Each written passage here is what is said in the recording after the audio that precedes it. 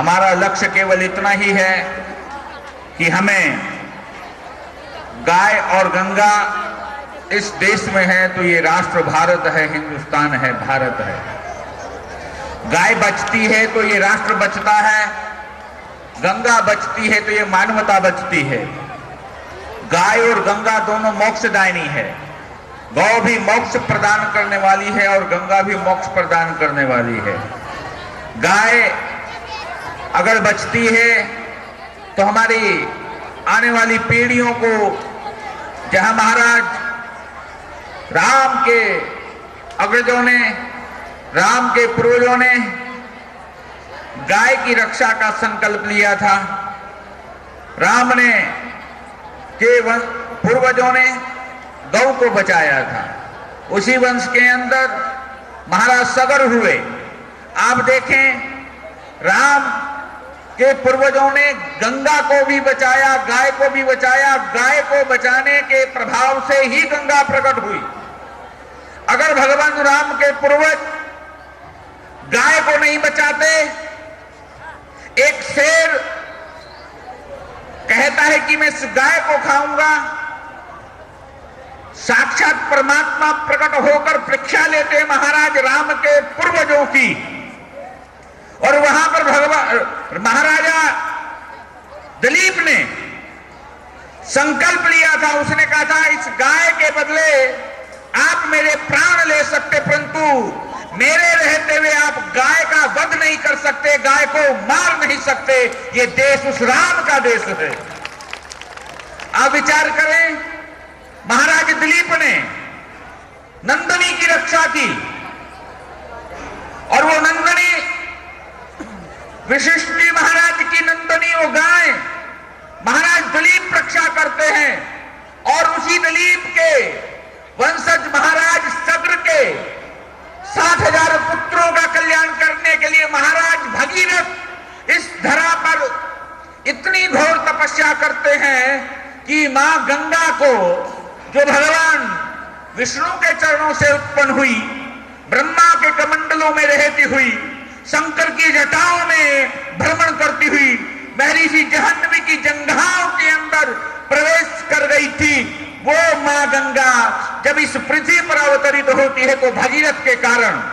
तो यहां पर देखें, गाय को अगर बचाने का संकल्प लेता तो राम का पूर्वज लेता है, गंगा को अगर यहां पर अवतरित कराने का कोई संकल्प लेता है तो वो भी राम का पूर्वज ही लेता है।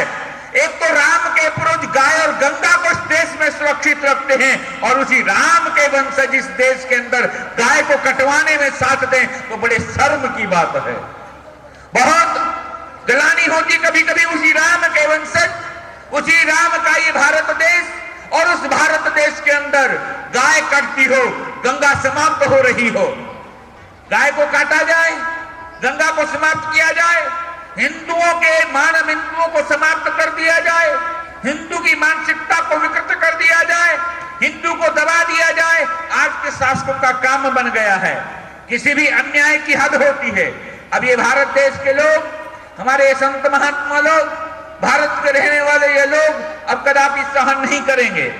इसलिए एक संकल्प लिया गया, देश की राजनीति की राजधानी दिल्ली से लेकर अध्यात्म की राजधानी, धर्म की राजधानी हरिद्वार तक, जैसी 21वीं सदी का हरिद्वार का सबसे पहला कुंभ प्रारंभ हो रहा है, जहां पर पूरी दुनिया की वेशभूषा के लोग होंगे, जहां पर पूरी दुनिया की भाषा के जानने वाले लोग होंगे, जहां पूरी दुनिया के अलग अलग तरह के भोजन करने वाले के लोगों का संगम होगा, अलग भोजन बनेंगे, हर पंडालों के अंदर अलग वेशभूषा होगी, हर प्रांत के अलग अलग बोलियों के लोग जब वहां एकत्रित होंगे तो वहां क्या चर्चा होनी चाहिए?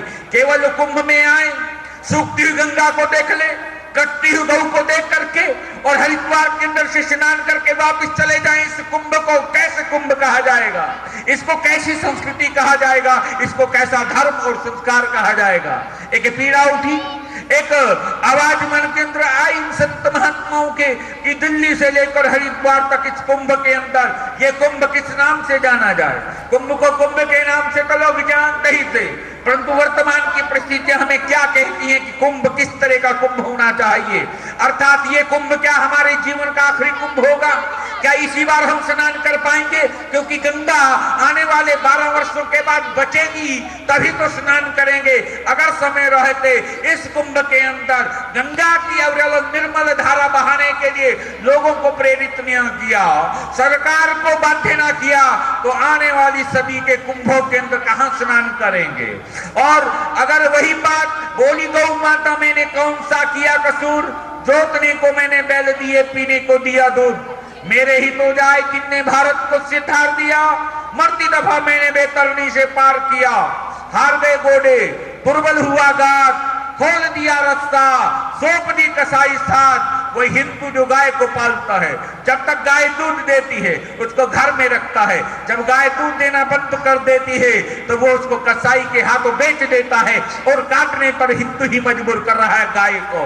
अर्थात गाय माता पुकार करती है कि मैंने, बोली गौ माता, मैंने कौन सा कसूर किया है, मेरे ही तो जाए, मैंने जोतने के लिए बैल दिए, पीने के लिए दूध दिया, मेरे ही जायों ने, मेरे ही पैदा किए लाडलों ने इस भारत की रक्षा की। नंदी जैसा बैल इस देश की रक्षा करता है भगवान शिव का नंदी। गण जो है वो भी तो गाय का बेटा है। अब थोड़ा सा विचार करें। और मेरे ही तो जाए जिनने भारत को सिधार दिया, और मरती दफा मैंने बेतरनी से पार किया। अगर मरते हुए व्यक्ति हर गंगा और गाय की पूंछ को हाथ लगा करके संकल्प ले ले तो निश्चित रूप से वो परमात्मा के धाम को पहुंचता है, मुक्ति के दरवाजे को प्राप्त कर लेता है। मुक्ति को देने वाली गाय, मोक्ष को देने वाली गंगा, दोनों ही देश के अंदर ना रहेंगे तो अधर्म का वातावरण पैदा होगा, अफरा तफरी का माहौल होगा, हिंदू हिंदू ना रह जाएगा। जब हिंदू हिंदू ना रह जाएगा तो हिंदुस्तान किसके बल पर रह पाएगा? हिंदुस्तान हिंदुस्तान बना रहना चाहिए, हिंदू हिंदू बना रहना चाहिए, भारत भारत ही रहना चाहिए। उसके लिए हमें संकल्प लेना होगा, गाय और गंगा की रक्षा करनी पड़ेगी। फिल्म है सत्यम शिवम सुंदरम।